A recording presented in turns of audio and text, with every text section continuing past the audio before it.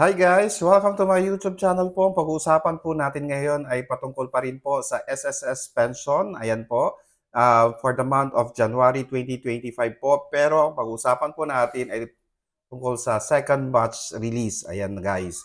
So ang second batch release po natin ay sa January 16, 2025 po. Regular crediting po yan. Wala po kasing holidays, wala pong weekends. So automatic po na January 16, 2025 po ang crediting or release ng inyong SSS monthly pension. Para po ito sa ating mga second batch dahil nga tapos na po ang ating first batch noong December 27, 2024 po. Ayan guys.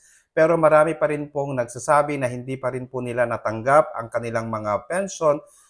Malamang sa mga hindi pa po nakatanggap, hindi po kayo siguro nag-comply sa AKOP or Annual Confirmation of Pensioner or hindi po kayo first batch bagkus kayo po ay nasa second batch. Ayan guys. So lahat po ng mga guidelines, mga polisiya ni SSS dapat po nating masunod, dapat po nating makomply para hindi po tayo magkaroon ng problema sa ating mga monthly pensions guys. Ayan po, so ulitin po natin.